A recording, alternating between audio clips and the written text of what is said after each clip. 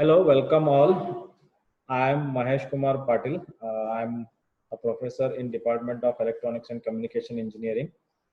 We are from Jain College of Engineering and Technology, Hubballi, which is situated in Sainagar, Unkal. So we are going to discuss today circuit simulation. So before we actually start, what is circuit simulation and how we can simulate a particular circuit? First, let us understand what is a circuit. So assume you have a battery and a bulb. So how we are going to connect a battery to a bulb? Now there are two terminals for the battery. One terminal is positive and another terminal will be negative. Same for the bulb also. One terminal will be positive and another terminal will be negative. Now, when a positive terminal of a battery is connected to the positive terminal of the bulb and negative terminal of the battery is connected to negative terminal of the bulb, then the current will start flowing and bulb will turn on. Now the bulb should not be on for continuously, should not be on for infinite number time. So because of that, whenever we want that time only it should be on, and whenever we don't want it, it should be off. To do that, what we are going to do, we are going to use a switch. So a switch, what it does, it is going to either connect the battery to the bulb, or either it will disconnect battery from the bulb. Whenever the switch is on, what it is going to do, it is going to connect the battery to the bulb and current flows and the bulb will turn on. When the switch is off, then obviously the battery and bulbs are not connected. That time bulb will be automatically off. So this is a simple circuit which we normally use in day-to-day life. Now in the circuit there are no only batteries and bulbs are connected. There are many other electronic components are connected in a particular circuit. So in that we are going to mainly concentrate on resistors. We have already studied resistors in parallel, resistor in series. So I will give a quick recap of all whatever you have studied during your 10th or PUC, or B also, some if you are a B student. Now what is the resistor then? Resistor is nothing but an electronic component which opposes the flow of the current. So it says no, I won't let you pass through me. To whom it is saying? To the current. It means it opposes the current flow through it. So depending upon its value, the resistance from the resistor depends upon the value. If the value of the resistor is high, then the oppose will be high. If the resistance value is less, then the oppose will be simply less. Now resistance can be connected in series or resistance can be connected in parallel. So that is our main topic for this particular seminar webinar, and I'm going to explain you, as well as I'm going to show you how we can do a circuit simulation using certain tool. So let us see the first one, the resistances which are connected in series and parallel. So in that first one, let us see the resistances. What is the circuit and all we have already explained, but let us go through once again. Now whenever you want to know what is the current flowing in a particular circuit, or what is the voltage in a particular circuit, then if there are multiple resistors are there in the circuit, then we have to always find the total resistance which is of the circuit. Without finding the total resistance of the circuit, we cannot find the total current or the voltage which is there in the circuit. So resistances can be connected, as I said, can be connected in parallel, or they can be connected in series. Now let us see what happens when the resistances are connected in series. So assume there are n number of resistances and which are connected in series with each other. So that time, if you want to find out the total resistance, then the formula is RT, that is the total resistance, is equal to, you can see, R1 plus R2 plus R3 up to Rn. So if you have a number of resistances, so it is addition, right? So addition means obviously the total resistance will be obviously higher than these individual resistances. It means when you connect the resistances in series, then the total resistance is always greater than the individual resistances. Now let us see one sample problem for this connected in series. The resistances are connected in series. You can see on the diagram, three resistances with value 15 ohm, 10 ohm and 6 ohm. They are connected in series with each other. Then the whole circuit is supplied with a battery of 10 volts. You can see the 10 volts here, battery, and three resistances are connected in series. The 15 plus 15 then 10 ohms and 6 ohms. Ohm is what? Ohm is nothing but unit, SI unit for the resistance. You can see the symbol of the ohm is also you also already know.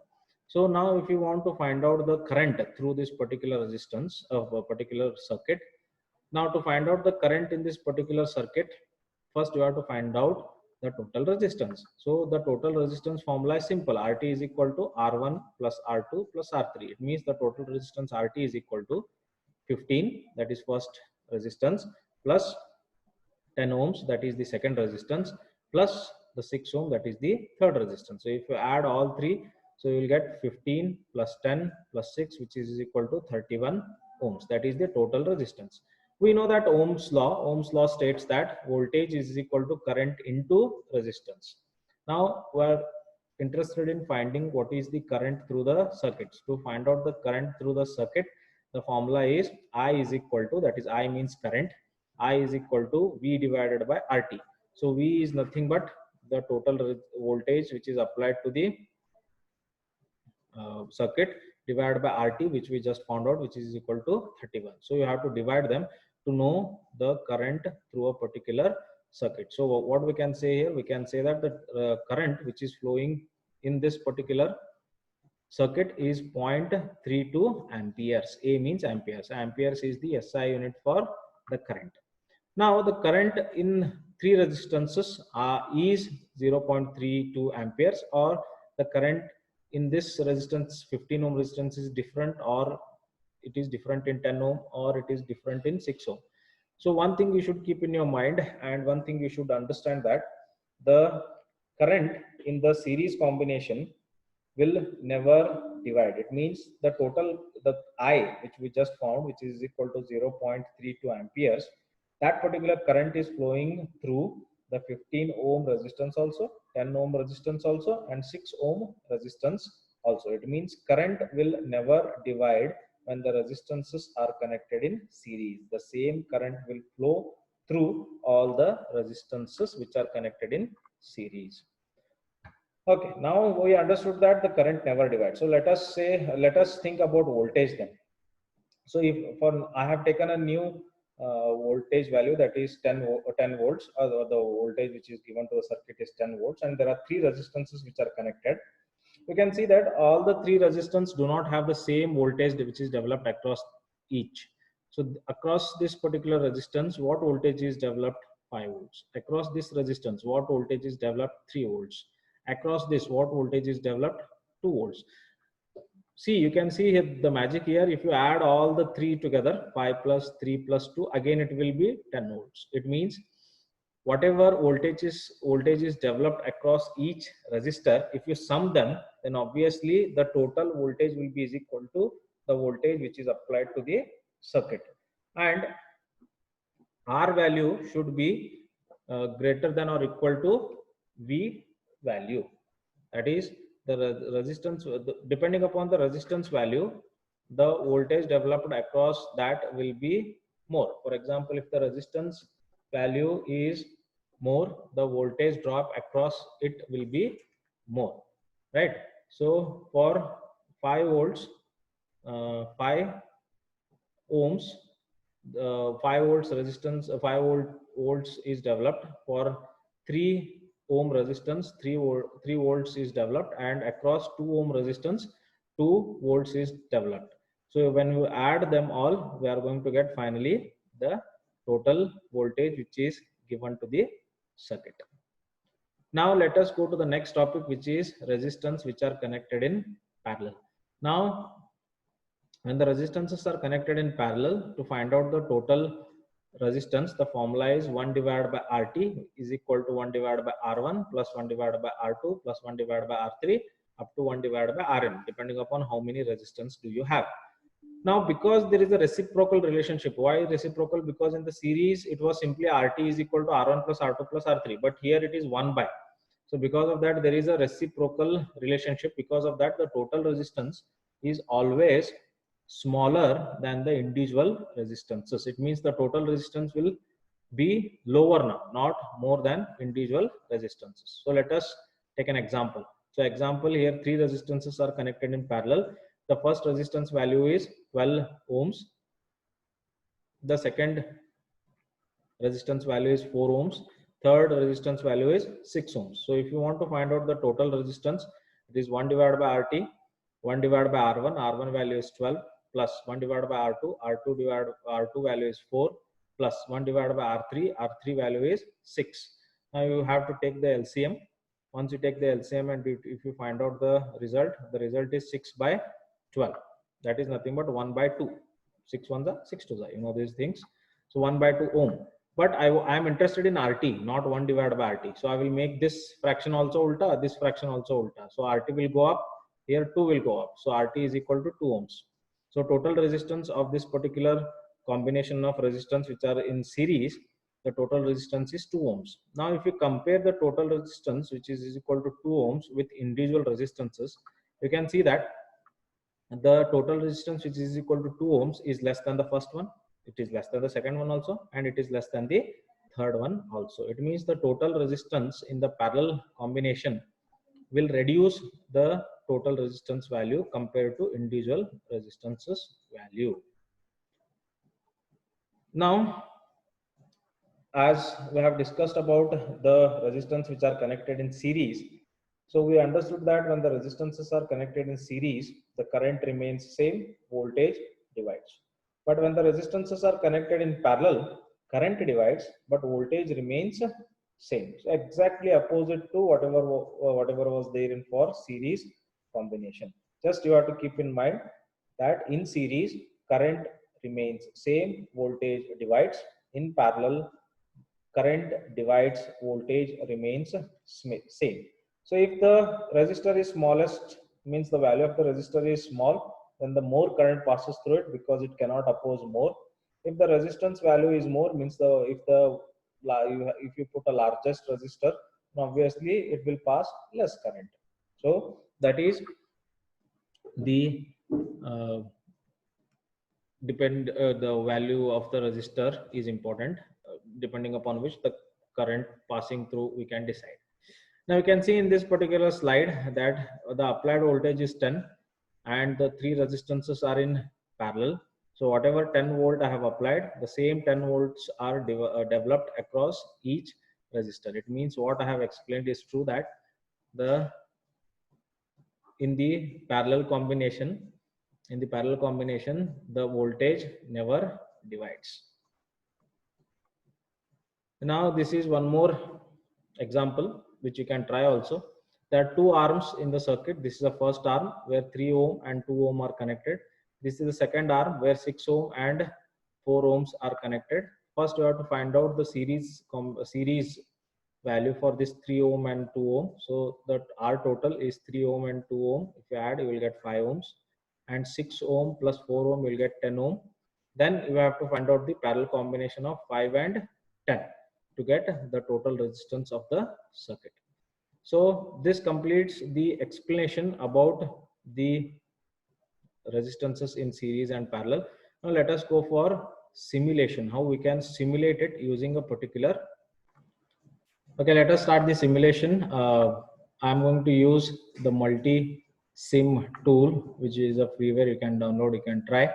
So let us first start with the resistances which are connected in series. So now you can see here there are many things are available like capacitors, inductors, resistors are available. So let us take one resistor. So if you click on the resistor, you will see there are many value resistors are present. So let us select the first one, that is 1 kilo ohm. Then keep it on the simulation screen. Then go to again the resistor and take 2 kilo ohms of resistance and keep it beside the first resistor. Now let us take one power supply, that is DC power supply. So we can keep it DC power supply here. Now let us rotate it so that it will look a little bit fine. Now let us make these two resistances in series. So connect them in series, use the battery positive terminal and connect to one end of the one resistor. Take a battery negative terminal and connect it to another side of the circuit. We need a ground. Obviously, without ground, the circuit never completes. So take a ground, and ground is always connected to negative terminal of the battery. So connected to negative terminal of the battery here. Now, what all we want to check? So let us check first the voltage across both resistors separately. So you can see these are many oscilloscopes are there, multimeters are there, many electronic components are available. So I am going to use the multimeter, because using multimeter you can measure the voltage also, current also, and total resistance also. So now let us connect the first multimeter across R1, because whenever we want to measure the voltage, the component should be connected in parallel, that is multimeter. So let us connect it across, means parallel to R1 and parallel to R2. Now let us run. There's a switch you can see here. If you click it, the circuit will start simulating. You can see the time is running here. If you double click on the first multimeter, it will show the value as 4 volts. If you double click on the second multimeter, it will show the voltage is 8 volts. It means across this 1 kilo ohm of resistance, 4 volts is developed. Across the R2, that is 2 kilo ohm resistance, the voltage developed is 8. Finally, if you add them, 8 plus 4, again it is 12. So as I said, in series, the voltage divides. So because of that, the 4 volt is developed across 1 kilo ohm resistance, and 8 volts is developed across the 2 kilo ohm resistance. And finally, when we add them together, again we are going to get the same voltage which is supplied to the circuit, that is 12 volts.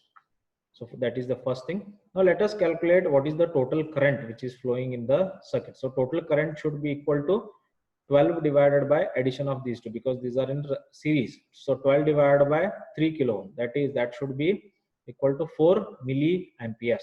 So let us say whether the theoretical value and practical value will meet each other or no. So 12 divided by 1 plus 2 kilo ohms, that is 3 kilo ohms.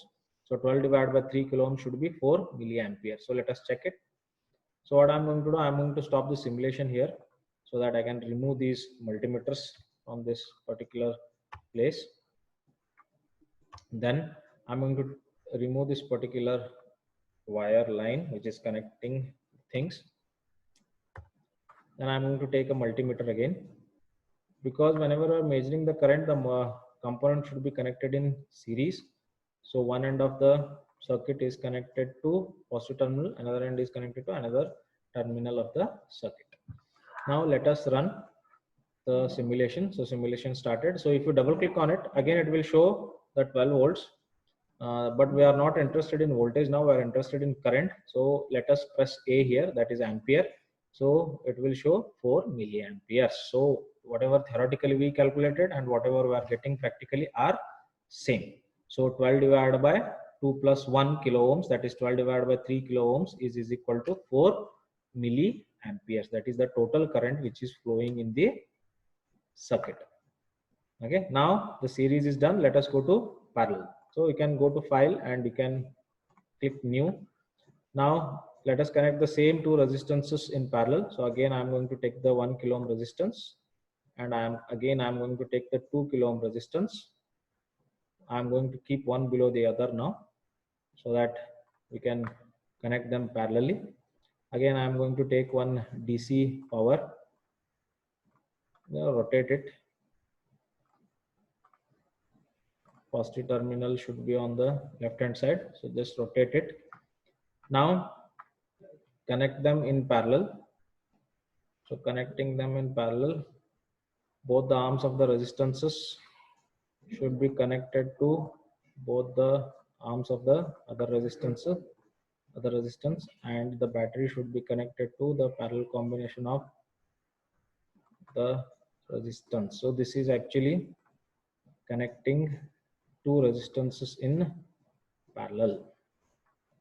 Two resistances in parallel with a battery of 12 volts or supply of 12 volts.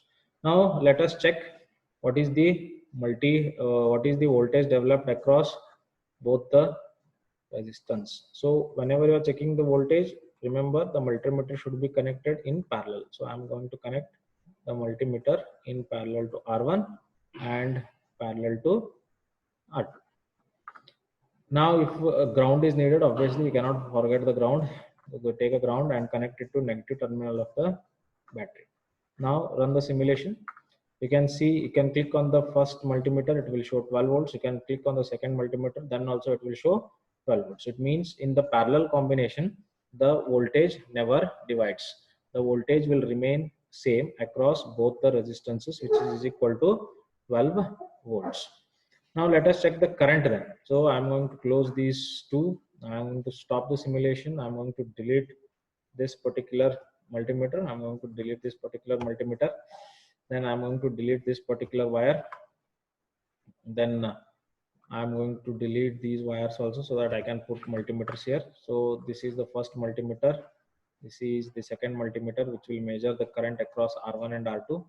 So they should be connected in series. So connect one point here, connect another point here, and connect the negative terminals of both the multimeters together.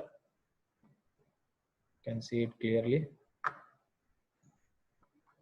Now take one more multimeter to measure the total current. So connect it to one of the negative connections of the two multimeters and connect one terminal to the ground. Now run the simulation. Now double click on the first one, select the current, double click on the second one, select the current, double click on the third one and select the current.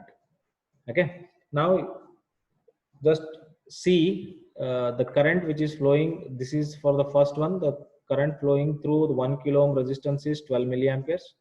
The current which is flowing through the second resistance is 6 milliamperes, and total current is always the addition of both, that is 12 plus 6, which is equal to 18 milliamperes. That is shown by the third multimeter. So multimeter, the first multimeter will show the current passing through the first resistance. The second multimeter will show the current passing through the second resistance, and the third multimeter is showing the total current which is passing through the whole circuit. So 12 plus 6 is equal to 18. So what we understood from this? We understood from this is, when the resistances are connected in parallel, the current divides but voltage remains same. You can see on the screen now that current is dividing, whichever current is passing through R1 and whichever current is passing through R2. Then the total current, which is 18, is divided into 12 and 6.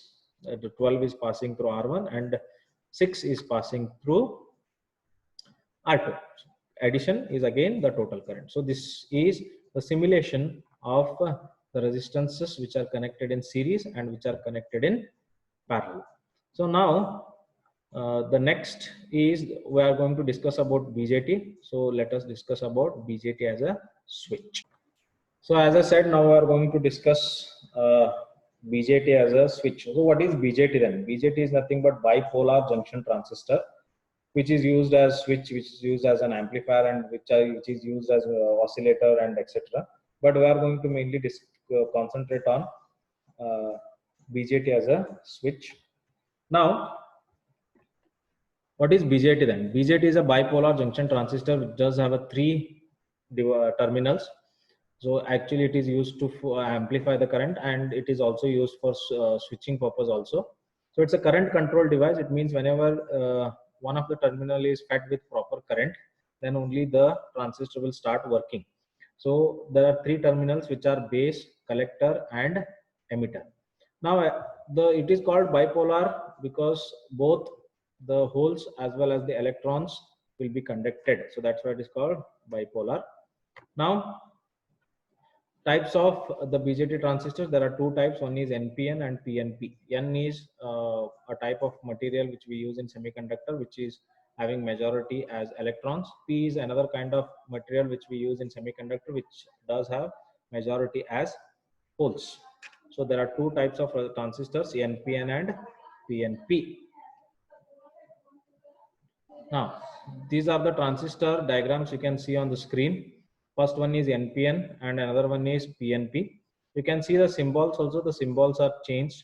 One NPN on the right side, you can see that the arrow mark is going out, and here the arrow mark is coming in or moving in, or the arrow mark is towards inside. Here the arrow mark is towards outside. So using that also we can find that which is NPN and which is the PNP. Always the middle one is the base. The without arrow mark is the collector and with arrow mark is the emitter. So this is the symbol of both NPN and PNP transistor. The transistor works in three modes. One is cutoff mode, saturation mode, and active mode. So this is the cutoff mode. We have used NPN transistor. So negative NPN means emitter is N. You can say negative. Base is positive P, and collector is N, which is negative. So negative is connected to positive, and here negative is connected to positive. Obviously, it is reverse bias. So because of that, it is in the cutoff region. You can see here N is connected to positive, that is negative. Semiconductor material is connected to positive, here negative semiconductor is connected to positive, and positive is connected to negative. So it is in cutoff. It is not going to work. So in saturation mode, the negative is connected to negative, the negative is connected to negative, and positive, that is a middle layer, is connected to positive only. So that is the saturation mode of the transistor. Now active mode, see, this is a magic here. Active mode, which we normally use it, use the transistor in active mode maximum number of times. So here the negative is connected to negative, positive is connected to positive. So yeah, this particular junction is forward biased. Now this N is connected to positive and this P is connected to negative. So because of that, junction J2 is reverse bias. It means one of the junction is forward biased and another junction is reverse biased. So if that is the case, then the transistor will work in active mode. Okay, now circuit diagram which act for the transistor as a switch. So I am going to use the transistor here, and there is a VCC which is given to the collector, and input is given to the base. So whenever there is a proper input at the base, then the switch is closed and current will start flowing from the VCC. If there is no proper input voltage at the base, then the switch will be open. Because of that, the transistor will be acting as open switch. Okay, so you can see here the current, which is the whenever we give input to the base, then that is V in is indicated as V. Then the current IB will flow through base and then to emitter. That time the transistor will act as a closed switch. So that's why the from the VCC the current will start flowing towards the down. Now when there is no zero voltage is applied, it means when there is no supply given to the base of the transistor will act as open switch. Then there is no current flows through the VCC. So there is no line shown here. So that is when the transistor is in on condition, and when acting as a switch on, and when the transistor is acting as a switch off. So this is the explanation about the transistor as a switch. Now again we are going to simulate it using the same tool to show how actually we can see it, that whatever we are discussing is true. Okay, welcome back to simulation screen now.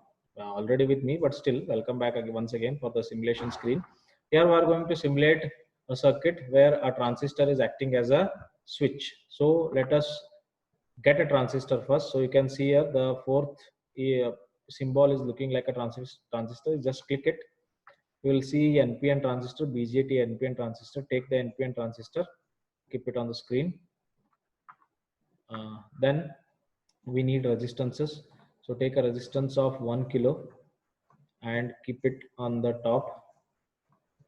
You can rotate it if you want. Okay, so this is the resistance which is connected towards the collector side.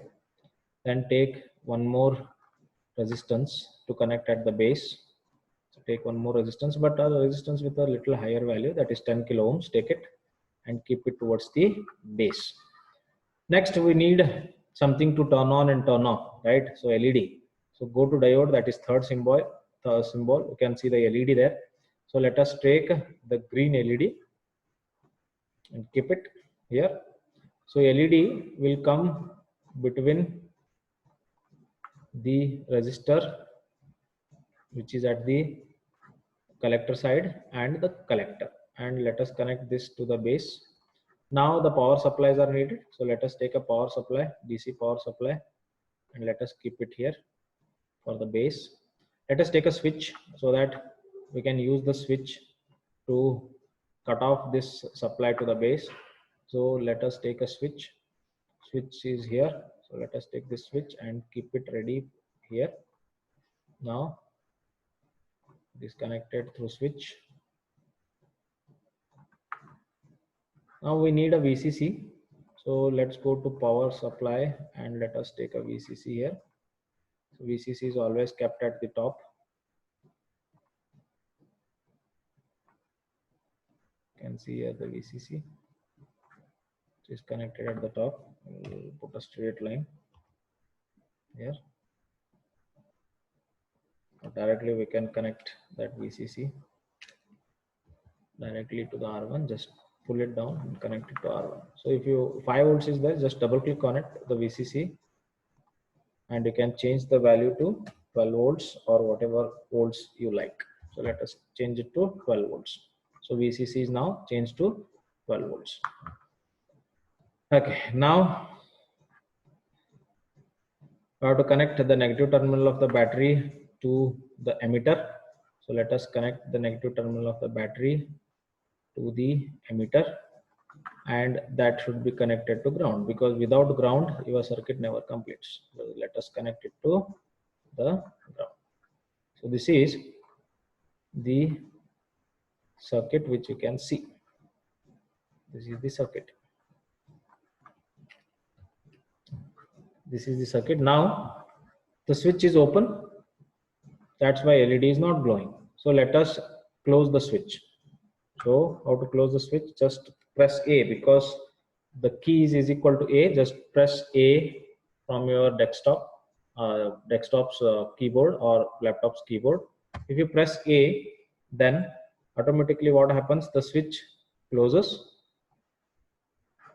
and you have to run the simulation. So when you run the simulation, you can see the LED is turned on.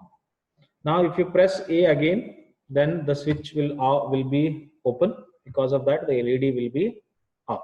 Now let us see why it is happening. So for example, this is the voltage which is given at the base.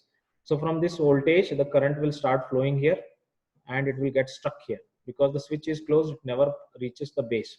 That time the transistor is acting as an open switch. It means there is no connection from this point to this point. Because of that, from the VCC, the current will not be drawn and LED will be in the off position. Now for the second situation, when I close the switch, then the current which is flowing from this particular battery will flow through this closed switch, through this particular resistance, and reaches the base of the transistor. When it reaches the base of the transistor, this transistor will be acting as a closed switch. When it is acting as a closed switch, it will start drawing the current from the VCC. When the current passes through the R1, and when it comes to LED, the LED will be automatically turned on, which explains that the transistor can be used as a switch.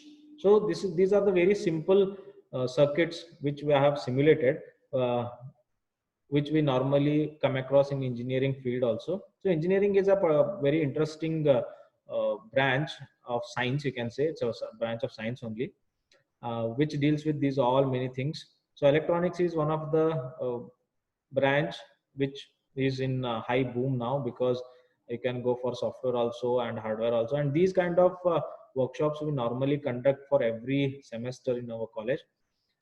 So if you are interested in engineering, then go for engineering. You can learn many new things. It might be any branch.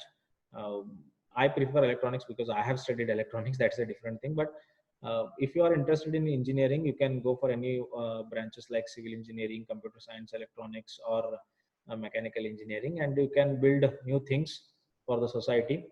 So signing off from Jain College of Engineering and Technology, Hubballi. See you somewhere near in the future. Bye bye for now. Thank you for listening.